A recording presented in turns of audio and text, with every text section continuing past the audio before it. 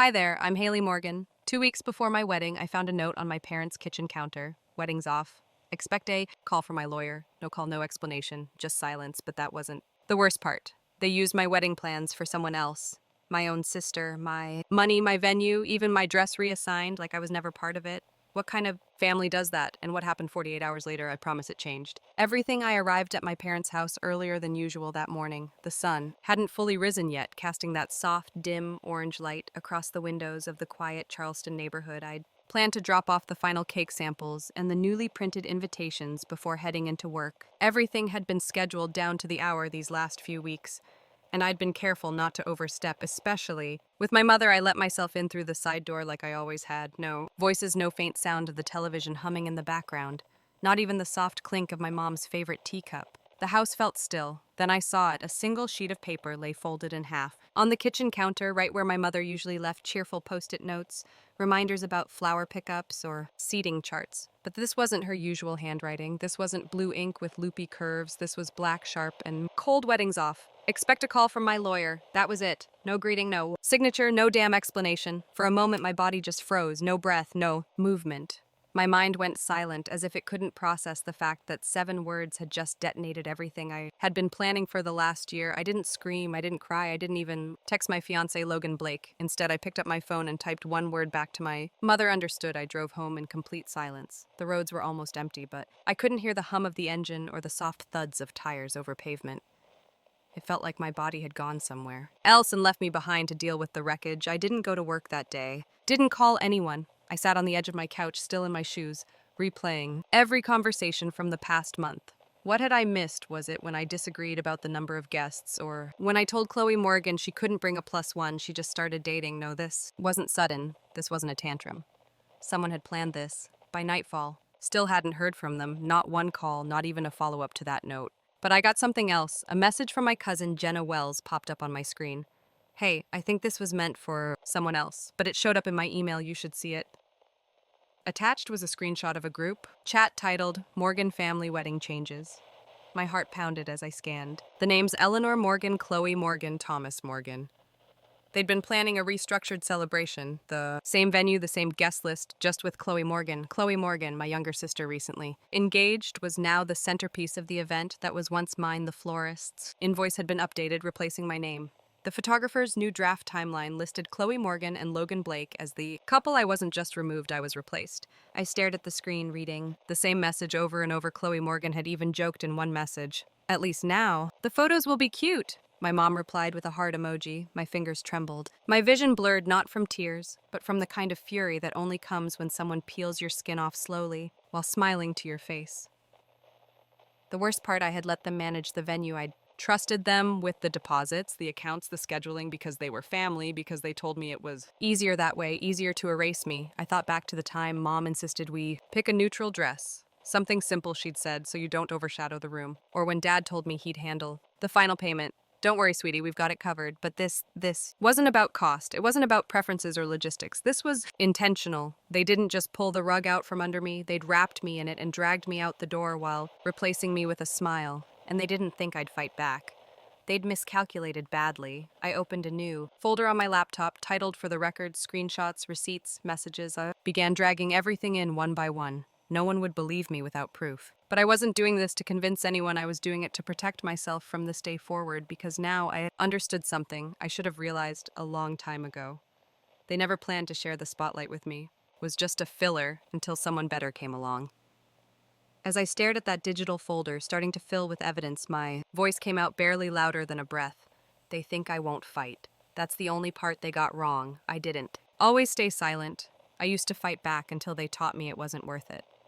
Over the years, I learned that arguing with people who pretended I mattered only when they needed something was like pouring water into a cracked vase. Useless. And now, with that folder filling up on my laptop, I sat motionless, letting memories drift in like fog over the marshes. 2 weeks before that note appeared on the kitchen counter, I had a dress-fitting appointment downtown. It was at the boutique Eleanor Morgan insisted we use the same one she had bragged about going to when she was my age. I was nervous that day, not because of the dress, but because I knew Eleanor Morgan wouldn't show up. She'd already started pulling back, canceling phone calls, skipping vendor meetings, but I clung to the possibility that maybe this moment would bring us together again. She didn't come, but someone else did, Chloe Morgan. She strolled. In late latte in hand, fake surprised. Oh, I didn't know you were here today, she said, flashing that rehearsed smile I'd seen her use on waiters and gym trainers. The boutique owner looked confused. You're not the bride. Chloe Morgan laughed, like it was all a big mix-up. Not today. She said I was just nearby and thought I'd peek in. She sat on the velvet bench and started scrolling through her phone. I remember standing there half in, my dress staring at her like she'd just stepped into my reflection. When I walked out of the fitting room to look in the mirror, she snapped a photo. Lighting is perfect in here, she said, not even asking. I should have walked out then. The next day, the boutique emailed me. Final adjustments complete per updated. Measurements, order ready for pickup under Chloe Morgan.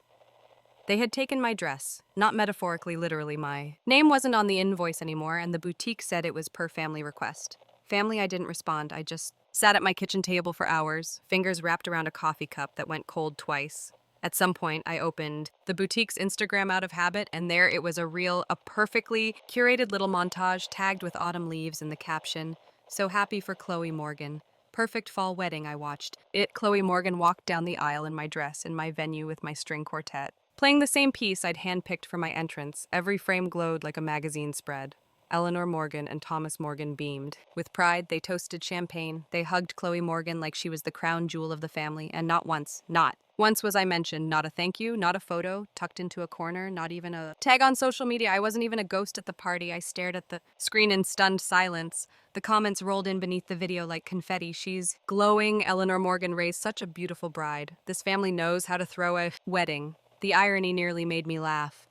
That night, I waited until the apartment fell quiet again before I picked up the phone. I dialed Logan Blake. He was in Atlanta, finishing up a last-minute project. I hadn't told him about the note yet, or the video I wanted to protect him from the mess, but I also knew he had a right to know. His voice came on the line, calm but cautious. Haley Morgan. I was starting to worry. I swallowed hard. You didn't see it yet, did you? See what? I paused. Never mind. Just they canceled it. My parents left me a note. What? His voice dropped. They canceled our wedding. Not canceled, I said, hijacked. They gave it to Chloe Morgan. He didn't speak for a moment, then evenly. Do you want to sue them? I breathed in. Slowly. Not yet. But I've started saving everything. There was something about saying it aloud that made it more real. It grounded me. Logan Blake didn't need to say anything else. He just listened, and in that moment I was grateful for silence. That didn't feel like rejection. After we hung up, I sat alone in the living room. Lights dimmed, just me, and the soft blue glow of my laptop. I clicked play on the reel again. Frame by frame, I watched it. Chloe Morgan twirling on the dance floor in the lace. I paid for Eleanor Morgan, holding her hands to her chest, pretending to cry. Thomas Morgan clinking glasses with Logan Blake, like nothing in the world had ever been complicated. Then came the toast. Eleanor Morgan stood up at the head table, glass-raised camera catching every angle of her glistening eyes. To the daughter, who made the family proud, she said. I hit pause. My finger hovered over the space bar, but I couldn't press it again. That one sentence echoed louder than the string quartet ever could. I rewound it, listened again. Not a daughter, not our daughters, just the daughter. She was right, though. Chloe Morgan had made them proud because she played the game. She kept her mouth shut. She never challenged their decisions. She smiled when they told her who to love, what to wear, where to go. I used to think I was the rebellious one, the disappointment. But maybe all I ever did wrong was try to live a life they couldn't control. I closed the laptop slowly, the faint click of the lid settling into silence. They think they erased me, I whispered, but I'm the only one who remembers everything. My laptop stayed closed on the kitchen table long after the screen went black. I sat still, surrounded by silence that didn't feel peaceful anymore. It felt loaded, like the kind of silence that waits to see if you'll finally snap. I didn't. Not yet. Instead, I got up, walked to the drawer, rarely touched, and pulled out my old phone. The cracked one I stopped using after I got promoted. It was mostly dead. Wait now, but it still had photos, voicemails, and voice memos from years ago. I told myself I was looking for something practical, maybe old vendor quotes or a contact from my early wedding planning, but deep down I was hunting for proof I wasn't losing my mind, something that reminded me this didn't come out of nowhere. I scrolled through the folders until one labeled Holiday Dinner 2021 caught my eye. My finger hovered. That Thanksgiving had been odd. Eleanor Morgan was unusually quiet. Chloe Morgan kept going on about a marketing job she hadn't even accepted yet. Dad was glued to the football game, I remembered, stepping out to take a walk around the block, needing air. After Chloe Morgan snapped at me for always being so sensitive. Apparently, I had left my phone recording on the table by mistake.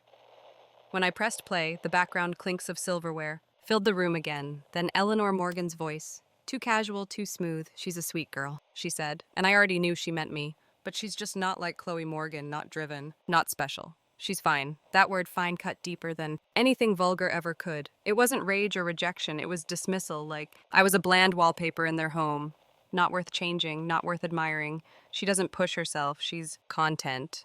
And that's okay, but Chloe Morgan has potential. I stopped the recording. Didn't need to hear more. My face didn't flush, my heart didn't pound. I just sat, their jaw clenched, staring out the window as a group of kids biked down the street laughing freely. So this was the story they'd told themselves for years, that I was fine, and therefore not worth fighting for. But it hadn't always been like that. There was a time brief as it was when I pushed back Caleb Rivera 6 years ago. He had been the first person I ever let in fully, the kind of man who planned weekend trips and surprised me with used books he thought I'd like. I remember the afternoon he invited me to Edto Beach, just the two of us. We were supposed to leave Friday morning. Instead, I woke up to a message. Haley Morgan, I'm sorry I can't do this. I think your family was right. I'm not enough. No fight, no second chance, just silence after that. For years, I believed he'd simply fallen out of love, maybe found someone easier. But as I sat, now the words from that old voicemail echoed differently. My family was right. Didn't say you were wrong. He said they were right. Back then, I couldn't accept it, so I buried it, never told anyone, not even Logan Blake. I reached for my water glass and stared at the condensation trail it left on the table. I wasn't crying. There weren't any tears left for this version of myself. Instead, I stood and walked to the cabinet above the fridge. That's where I kept the documents, the mortgage I signed alone, the receipts from the wedding venue, a printed spreadsheet Eleanor Morgan insisted on managing to keep things in order. She had said every page I pulled confirmed something deeper than mismanagement. This wasn't chaos, it was strategy, the kind that erased me slowly, so by the time I noticed I'd already disappeared. They'd taken my wedding, my voice, my dress, what else had they stolen in the name of family? The worst part wasn't what I found. It was how easy it was to find a clean sweep, no record of deposits made under my name, no recognition of my work. The guest list edited weeks ago had my email removed, the floral arrangements were now listed under Chloe Morgan M. My entire presence scrubbed. I whispered the question again as I sat back down, a whisper that didn't feel rhetorical anymore. What else have they taken? And for the first time, I didn't feel guilty for asking. That moment of stillness was broken by the sharp ring of my phone. Unknown number. I usually let those go, but this time something in my gut made me press accept. Haley Morgan, the voice asked, nervous, familiar. I didn't answer right. "Oh, wait, it's Caleb Rivera," he said. I heard about your wedding and I thought maybe you should know more about what happened back then.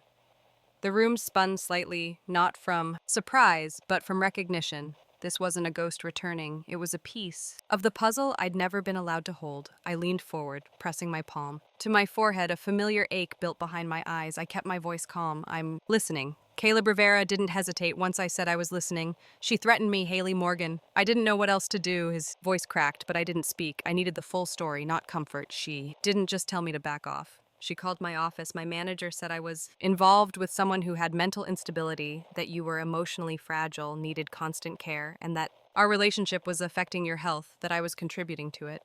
I gripped the edge of the kitchen counter, steadying myself. My knuckles ached from how tight my hand clenched the phone. I said nothing, but inside something collapsed, not like a building that falls, more like a dam that quietly cracks piece by piece until the flood becomes unstoppable. She said, "If I really loved you, I'd walk away so you could focus on yourself." And I believed her. I thought I was doing the right thing. He paused.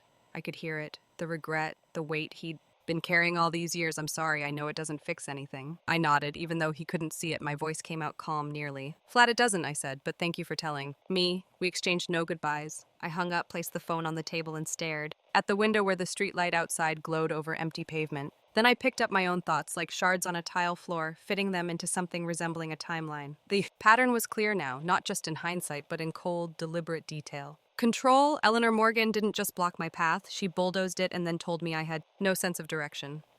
The next morning I sat at the kitchen table with my coffee going cold. My fingers hovered over Gregory Vaughn's contact. He hadn't reached out in days and I'd been grateful for the space, but now I needed answers only he could give. When he picked up, his tone was cautious. "Hey," he said, "I need you to be honest with me." I said, "And I need you to do it now." There was a pause, just long enough for me to imagine him sitting on his couch, hand on his forehead like he always did when he felt cornered. "I know what this is about," he said, "and you're right to ask."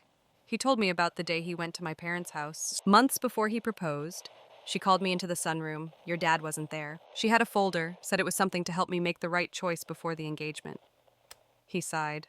Inside were copies of your old credit statements from years ago, notes about your panic attacks after college, even your ER bill from when you fainted at work. She told me she kept them for emergencies and the prenup, I asked Logan. Blake hesitated. She had one drafted saying it was just precaution to protect the family's assets in case things didn't work out. Did you sign it? No. But I also didn't tell you I didn't want to cause a rift. A rift as if there hadn't already been a canyon.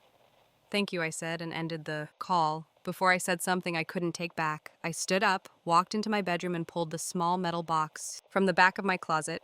Inside were the documents Eleanor Morgan had always said to hold on to just in case the venue. Deposit confirmation. It had my name on it. The floral arrangement invoice had come through my nonprofit's account, the one I opened 5 years ago, and at the very bottom, folded neatly in a cream envelope, was the budgeting agreement she'd handed me 2 months ago. I had signed it. Without much thought, back then she said it was to help keep expenses organized. What I held now, though, was no budgeting guide. It was a contract, a silent transfer of assets, a neat little tool to move things out of my hands and into Chloe Morgan's. I stared at the signature line mine, above a line that said, authorized. Financial reassignment for family redistribution purposes. They didn't just cancel my wedding, they reallocated my life. I returned to the living room and dropped the papers on the table. I didn't cry, I didn't scream, but I moved with a new kind of focus, one I hadn't felt in a long time. I opened my laptop, created a new folder, and labeled it restitution. Then I opened my email to Eleanor Morgan. Subject: this ends now. The body was short, sharp, precise.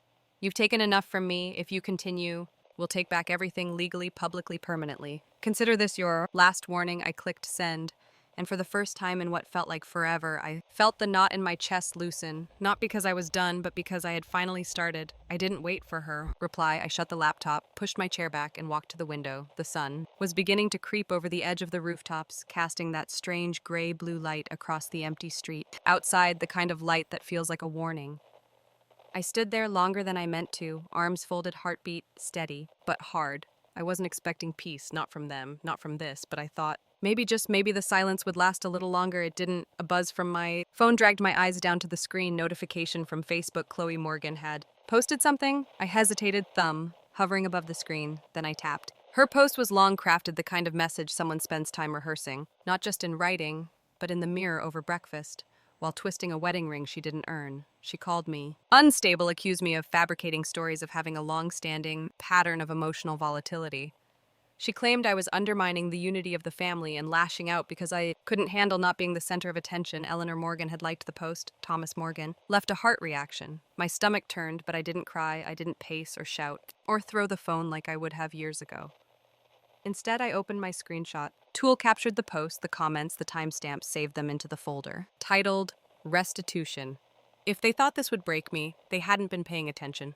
I poured myself a cup of coffee, sat at the kitchen table, and stared at the post again, not to read it, but to study the responses, former family friends chiming in, most of them vague, but loaded. So sorry you're going through this, Chloe Morgan, or some people just can't let go of the past. They were trying to shame me into silence, but they didn't realize I had stopped playing their game. I tapped Riley Hart's contact. She answered on the second ring. Jen. Her voice was tight, cautious. Hey, I saw Chloe Morgan's post. You? Okay, there was a pause. I saw it, I replied. I was wondering if you'd want to meet up. I could really use a familiar face. Riley Hart inhaled sharply, then exhaled like she was about to deliver news. No one wants to say out loud, I don't think that's a good idea, she said. Your mom's people listen to her. Haley Morgan. She helped my cousin get into that law firm. And after that thing with your aunt's will, well, I can't risk it. I blinked, no hard feelings. She added quickly, it's just complicated. I thanked her anyway, hung up, and I sat there for a while, letting that moment settle, not as betrayal, but as confirmation. Eleanor Morgan's power didn't stop. At the front door, it ran through the veins of this town like a quiet current.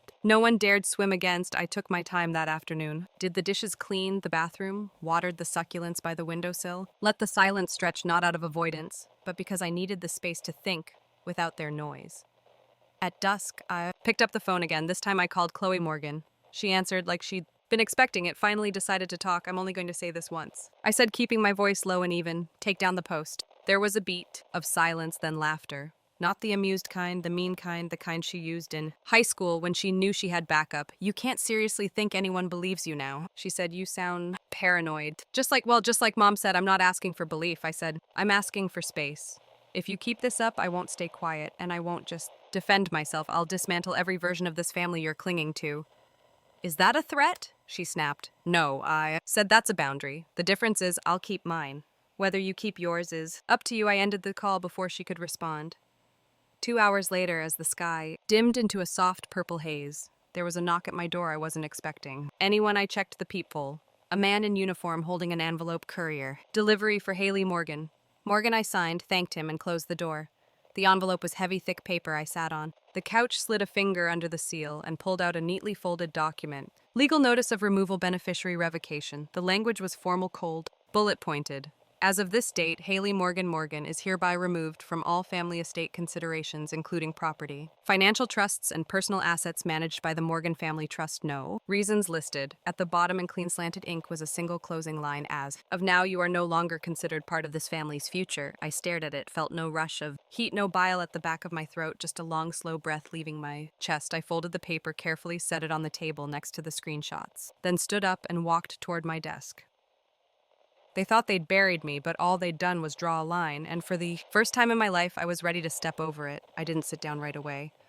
My legs carried me to the cabinet. Across the room, the one I'd avoided opening since last winter, on the top shelf behind a stack of old holiday cards and unopened scented candles sat a worn black binder and a hard drive, labeled Finances Backup. I laid them both on the kitchen table and opened my laptop. There were two versions of myself, stored inside that spreadsheet. The woman they saw scattered, unfocused, always a step behind. And the woman, they didn't meticulous, prepared, quiet, because she knew numbers never needed to shout. It took nearly 3 hours to go line by line. I revisited every Venmo transaction Chloe Morgan ever requested with the word urgent. Every bank draft where I covered their utilities just until Dad's bonus clears. Every florist receipt from the venue they claimed I hadn't paid for. By the time I was done, the total sat just above 30,000. I printed the pages, slipped them into plastic sleeves, and filled the binder. Then I labeled it Ledger of Record. I wasn't building a case. I was building a wall they couldn't pretend not to see. Around noon the next day, I stepped out for a walk just to clear my head. I didn't get 2 blocks before my phone vibrated. Login failed, shared. Dropbox folder, Morgan Family Planning. Another buzz followed, access revoked. Joint house account. I stopped in my tracks. The sidewalk felt narrower somehow. The world didn't tilt. It just clarified. I called the bank immediately, pressing 0 until I reached a human. I need to confirm activity on an account I co-managed, I said, giving the details flatly. The rep pulled it up. There was a change submitted last night, a power of attorney form from Mr. Thomas Morgan. Morgan revoking your co-ownership, was it? Notarized, yes, ma'am. Then you'll need to see my file, I said. I'm sending over documents now. Until you sort this out, freeze the account. That money is in dispute. She hesitated, but my tone didn't. Within 20 minutes, the freeze was confirmed. I didn't feel triumph. I felt something sharper, like setting a bone that had healed crooked and finally snapping it into place. Back home, I made another folder, titled it In Case of Public Denial. Inside it went everything. That proved my version of the story wasn't a narrative. It was a timeline. Text messages from Chloe Morgan, promising repayment. Email threads with Eleanor Morgan discussing shared costs digital. Contracts signed under my name for venue services now credited to them. I didn't plan to post them, but I wanted them ready. People like my family didn't fear confrontation. They feared being unmasked. Not with emotion, but with receipts. And that was the one thing I'd always kept. I closed the laptop, stood up, and made tea. The act was simple, mundane even, but it steadied me. My hands didn't shake as I poured. My breath didn't hitch when I sat. Back down, I wasn't waiting for them to fix it anymore. I wasn't even waiting for... Just as I was laying brickwork at 8:17 p.m., my phone rang. It was an unknown number, but I recognized the area code. My old banker's office. I answered on the second ring. Ms. Haley Morgan. Yes, this is Brooke Adler from Mallister Financial. I think it would be best if you came in tomorrow. We received a document this morning. It lists your signature, but something about it didn't sit right with me. What kind of document it references? Property reassignment. Partial title transfer on a home under the Morgan family umbrella. Flagged it because your existing file shows no prior authorization. My chest didn't tighten. Voice didn't rise. Do you still have it? Yes, keep it secure. I'll be in at 9:00. She paused. You'll want to bring any legal paperwork that contradicts what we received. I looked at the binder sitting. On my kitchen table, I've got plenty. After the call, I turned off all the lights except one over the sink. I stood there for a moment, the glow catching the edge of the binder spine.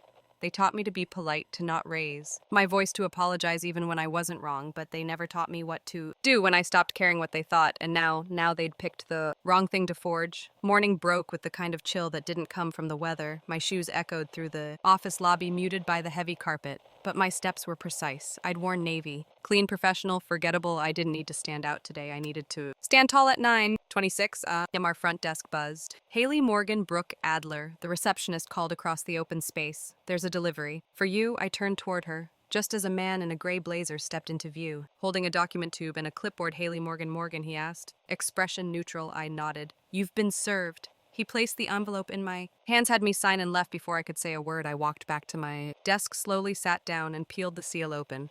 Civil complaint, Morgan Vive Morgan. I scanned it. Paragraphs of inflated claims. They accused me of embezzling family. Funds intended for the original wedding claimed I had authorized venue upgrades. Outside agreed budgets that I'd suffered repeated emotional instability that rendered me unfit to manage financial matters. My name was twisted into a caricature of chaos. The lawsuit didn't just seek money, it sought to label me untrustworthy, volatile, dangerous around me. The office hummed too quietly, I felt. Eyes flicked toward me and away just as quickly. I closed the packet, opened my email, and typed subject redefamation claim Morgan family. Add this filing to our counterclaim defamation, malicious intent, reputational damage. Let's respond. Swiftly, I didn't need revenge that made noise. I needed revenge that came with a docket number. That afternoon, the door of the past opened wide. A call came through. To my work line from a number I didn't recognize. This is Haley Morgan. Haley Morgan, it's Gregory Vaughn. I leaned back. Victor had been my mother's PR shield for as long as I could remember. He'd been the man who spun Eleanor Morgan's missteps into inspirational quotes, the one who told newspapers that our family was resilient when whispers of misused funds at her charity circled 10 years ago. Now he sounded like someone playing both sides. I just wanted to reach out. He said, smoothing his tone like a politician, and say you might want to let this play out quietly. Sometimes the noise dies faster if you don't feed it. You're worried about Eleanor Morgan's image. I replied, you should be. It's hanging by a thread, and this time she's the one who handed me the scissors. There was a pause, a deep inhale. Haley Morgan, these things. Spiral, be smart. I am being smart. That's what scares you. I ended the call that evening. I stayed off social media, but the universe didn't return the favor.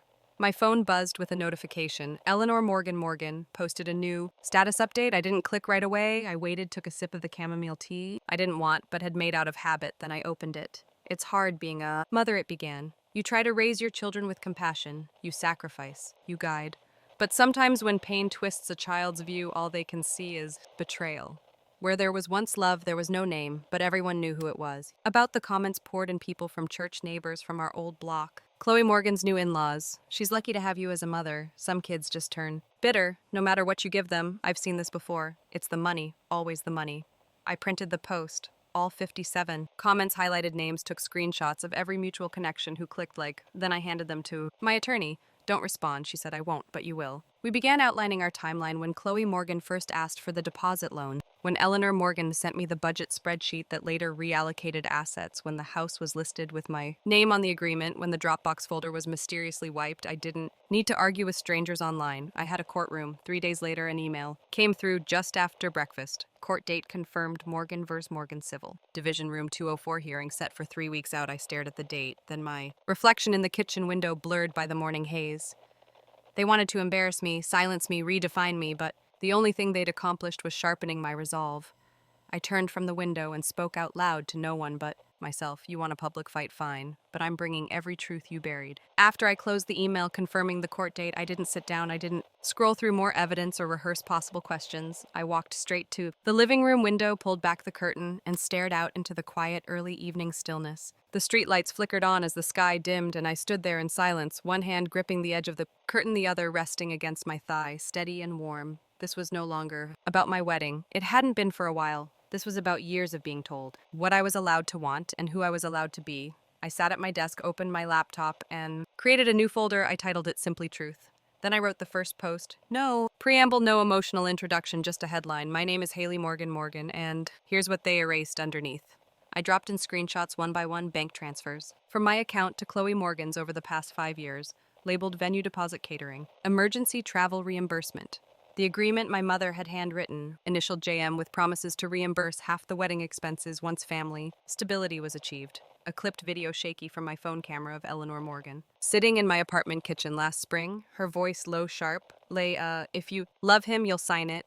If you don't, you'll destroy everything we've built for you. Do you want to be another mistake? I added the Venmo trail. The florist invoice with both our names, but only my signature. The guest list with red lines over my friends' names. No commentary, no hashtags, just cold, careful documentation. I hit post and turned off. The screen, when I woke up at 6:20 the next morning, the thread had been shared. Over 3,000 times comments rolled in faster than I could read strangers. Former classmates, quiet supporters who had watched from the sidelines for years. And people asking questions, why would a family do this to their daughter Jenny? You're not alone. This is what generational manipulation looks like at 7.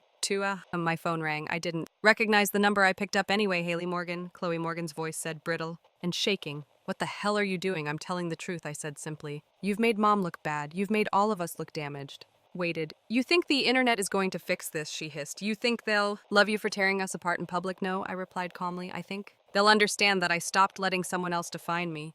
There was silence. Then I added, she tore us apart behind closed doors. I just stopped pretending it didn't happen. I ended the call, then blocked the number. By noon, my lawyer called to confirm we were ready to submit the final counterclaim. I added the new evidence, she said. Are you sure you want to include the notarized statement from the accountant? Yes, I answered. She was complicit. She gets named. That document had been a surprise. An old family accountant had come forward quietly after reading my post.